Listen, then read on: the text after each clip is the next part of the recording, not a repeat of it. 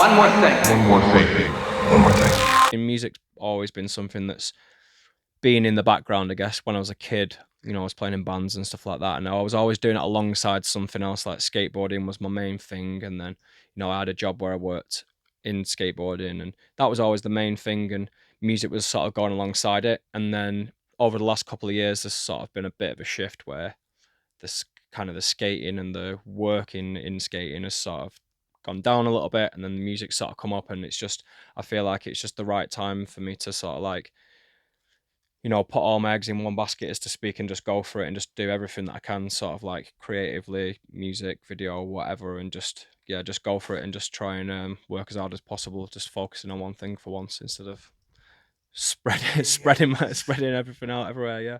Say it's like about 5 years ago, and it almost felt like you come out of nowhere from a musical point of view, not knowing you from the skate world or anything. It was like, who the hell is this? But knowing all of that now, you didn't come out of nowhere at all. It was just lying dormant. It was just something that you were always doing in the background and part of anyway, really. Yeah, definitely. I think like a lot of my friends are already, you know, in the music scene, and I've been forever, and I was always surrounded by them, and I was always just doing my own thing. And like I said, I wasn't really trying to make a thing of it with music, but really I was actually producing or learning to produce drum and bass for probably 10 years before anybody heard anything really. There was maybe like one or two things that I put out on SoundCloud that, you know, I listen back to now and it sounds awful, but it's like, it wasn't really my priority to try and like get music out. It was just like, I'm doing it. And it was only when a tune become to a point when other people wanted to play it, when they'd heard it just from, you know, the studio or whatever, somebody wanted to play it, then I was like, oh right, hang on, okay, maybe maybe it's getting to the point where I can actually release something and I feel like happy to. But, you know, a lot of people now will be producing for like 2-3 years, and they're trying to get to a point where they can release a tune, and then it's like, right, cool. And like, I was just never on that. I was just always just like, whatever, that's a cool idea, do something else. And it was just a fun thing, and it was never really intended to be what it, you know, where it's got to now. But now I realize it can go like that, then obviously my focus is on that now. I've got the feeling I'm tired. You seem to be happy when you're doing lots of different things, really, isn't it? That's it. I can't really, I work really well under pressure as well. So it's like, I'll start something for fun, and then I'll start something else for fun, and blah, blah, blah. And I've got 3 or 4 projects, and then all of a sudden something's pressing. I'm like, oh, right, I need to like get a tune ready. And then something that I started for fun ages ago, then's now like, right, I'll just finish that off. And I'll finish it like a week before it needs to be mastered, before it's then being handed in. So it's like, I do struggle to sort of like write and finish big bodies of music and then park it and be like, right, cool, that's for 2024. It's usually like loads and loads of ideas constantly, and it's not just in music, it's just in everything. And then it's like, oh right, I need to do something, or I need to put something out, I need to release something or finish something off. And then it's just a bit of a panic. But panic's the wrong word though, because I really like that process, like that last minute, like, oh right, shit, this needs handing in now in a week. Like, then I'll get a better result because I'm under pressure, and I just work better like that. And I know that time. So this year, like, you know, you started off, you've gone full time on music, having with House of Vans that you managed had closed. So you've been able to now completely focus on music. And you've been on your first tour, haven't you, to Australia and New Zealand? Yeah. Yeah. So yeah, it all kind of like fell in place quite nicely, actually. I've been working at House of Vans for the last 9 years, doing various different jobs there over the time, and sort of the last 2-3 years being there, I'd moved to part time so I could focus more on music. And then obviously it came to a close. It wasn't our decision, but it closed, and it just worked out at the time where so we closed it in December, and we had the tour Australia and New Zealand booked in for February and March. So I'd already like spoke to my boss and sort of booked it off as time off work, like a 3-week holiday or whatever from work. And then yeah, everything just ended up, like I said, we closed in December. I still carried on working there until the end of January. So then I had like 2 weeks of just chill, sort of nothing, and then we went on tour. So it all just fell into place really well. And then the tour was amazing, and then obviously that sort of like we gain more interest or whatever from being out there, and people wanting us to go back, and just, yeah, everything sort of like feels like it's snowballing a little bit now, which is good. Brilliant. Go on. You were doing loads of writing out there as well because you were touring with Dell, weren't you, with DRS? So I think he brings out that out of a lot of people, doesn't he? Really encourages that kind of creativity. Yeah, definitely. I think like one thing that I always stuck with me that Dell said years ago, he just said, because he's like, he writes so fast. Like if I send him a beat, there's been times where like I'll send him a tune and then I'll like go out and I'll come back and I'll look at my phone and he's like 40 minutes ago had sent me a message. I'm like, what's this? And he sent like the idea back. So like, it took him like 20 minutes or something. So like, and I remember him just saying to me like, if somebody could supply me with a constant stream of music, I can constantly supply lyrics and I can do it. So when we was in New Zealand, I was just like, right, that's the challenge. Do you know what I mean? Just like non-stop every day. So like I brought a little setup, little monitors, little sound card, microphone, laptop, tiny little keyboard, and I was just like every like few times we was in hotel rooms where we'd be in different hotel rooms, but then we was also like a couple of times we had an apartment or whatever, so we just set it up in the living room, and yeah, every stop we basically set up in the living room, and in every city that we went to, we wrote a tune, at least a tune in every city, and we wrote sort of like 3 when we was in Queenstown, and we wrote a couple more when we was in Melbourne, and we linked up with Sapphire as well in Melbourne, and yeah, we did like 4 tunes together in a day in Melbourne. So 4 tunes in a day. yeah, so it's like it was just that point where it's like, right, let's just write an idea enough for Dell to get a vocal on it. Then it was like, right, park it, let's do something else. So it's like there's 4 strong ideas there that need to be developed into full tunes. But because we only had the day, it was like let's just write as much as we can. But I've never been able to write like that, being honest. Like I'll make probably every time I come in the studio, which is every day, I'll probably make like 5 ideas that I'll work on for like 40 minutes to an hour, and then I'll park it, get rid of it, and I never really like make a tune from beginning to end ever. Very, very rarely. I've probably done it once or twice where I've made a tune from beginning to end. So like I just struggle sometimes to keep focus on if I don't think an idea is going to be the one, I'll not bother with it, and I'll come maybe hear it in 6 months' time and go, oh, hang on, there is something there, and then I'll start it again. But when I was in New Zealand and Australia, it was just like, right, let's just make a tune from beginning to end, or as much of a tune from beginning to end as we can, and just get through it and just keep parking and putting stuff in a folder, and it worked really well. I just got to my mind Wow. I guess because you're on tour then, so you're away from your home, away from all of the usual things that you do, away from your normal process. So this was a chance for you to try a completely different approach to the whole writing thing and have collaborations with people on the ground and have Dell with you as well, kind of driving the engine.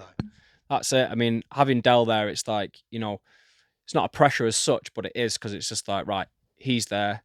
We need to make a tune that he can write something on. So I'm just doing it as quick as possible. I'm not really thinking about other stuff. Like when you're in the studio, usually I'm thinking like, oh, right, should I compress that? Blah, blah, blah. Just like certain stuff that I'm just like, don't even worry about that. Just get an idea down, write out. And because you're not worried about the mix of it. We're recording on tiny little monitors, can't hear anything anyway. It's just like, let's just get an idea down.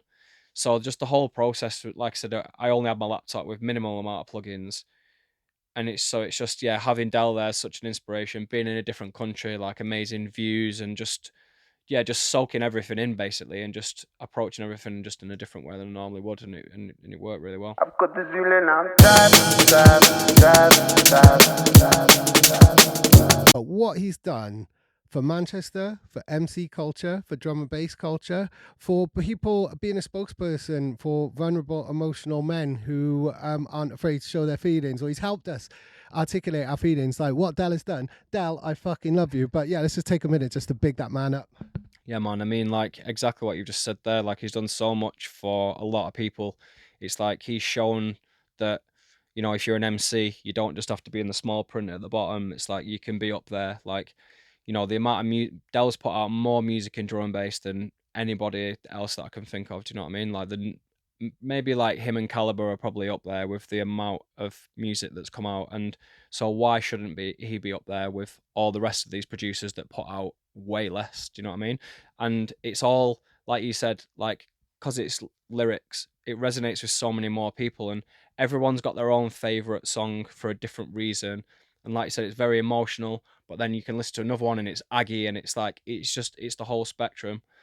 And yeah, just like I'm proud of him, like seeing him go from where he was to where he is now and to where he's going, and it's amazing. And it's like it just shows you that like if you really put your time in and you focus, you can really do what you want. It's like he's paved the path for other people and shown other people that you can do this. It's like there's more people popping up now doing stuff with live bands. There's more MCs going out as like, you know, an MC with a DJ as like a duo act or whatever. And I just feel like, yeah, he's done a lot and he's done it all pretty, you know, he's just, I don't know. He's the fucking man.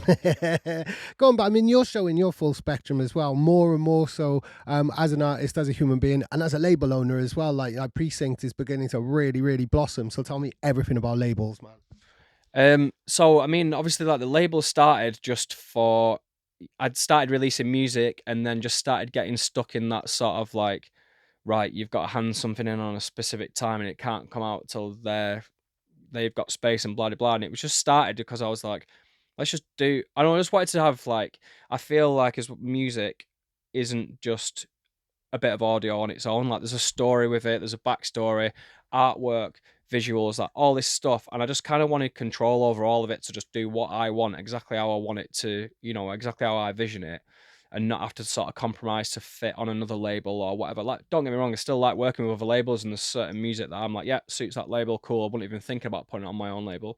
But that's the whole reason it was started, was just so we can just do stuff as we want. And then very quickly, it sort of just started to gain these like, I guess like younger followers that were making similar music, you know, more soulful stuff, but they probably didn't feel like they had like a home or anywhere else they could put it. And it just started off by like Reese Functional was like the first person I think actually the first person's music that I actually released other than my own or Mind States was Bailey. But I'd started having a conversation with Reese Functional before that, and it was like, all right, well, yeah, let's start like putting other people's music out. I just heard the music and I thought it really suits what we're doing, and I can't really see where else it would go, and it just made sense to do that. And then off the back of doing that, there's just been more and more people that have just sort of, I've noticed like through the cracks or whatever, or someone's said, oh, have you checked this guy?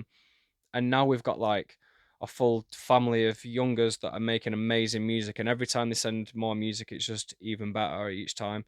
And then obviously, you know, we've got the older guys that, you know, more my age or even older, people like Dell, Chimpo, Zed, Tyler, like all these people that are sort of like contributing to the label as well.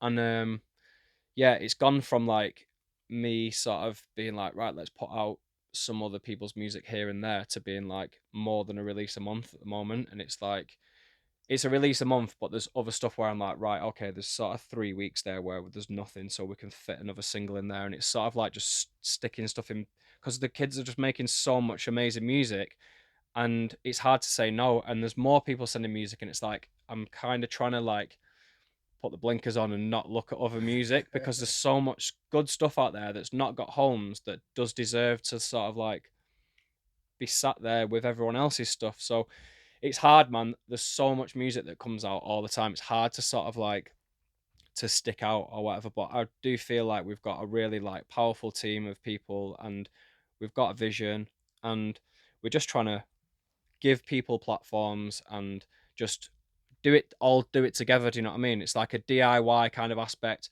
I'm always saying to the artist, what do you want to do? How do you want to do this? Like, I thought of this, what do you reckon? And it's all just like everything's back and forth until we agree together.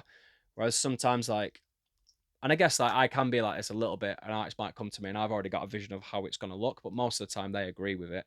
Sometimes, you know, you might give something to a label and it's like, well, it's just got to go out on their terms, how they're going to present it, and I've got to kind of just, and that serves a purpose sometimes. But I just feel like, yeah, what we've got is really cool, and everyone's just chipping in together, and everyone's like happy to be a part of it. And we've got some really amazing music and some really sick artists that we're working with. So yeah, I'm happy. Go on, man. That's a proper culture. That's a proper creative culture there, really. And it sounds like, as I always, it blows my mind, but it doesn't, because there is so much music. But when people have got music signed to labels, which isn't going to come out until 2025 or something, but it sounds like you're trying to find a way of combating that and be a lot more immediate and reactionary as a label. So you're not leaving people hanging, because no one knows where they're going to be in 2 years' time. Artistically, or just like in life, like.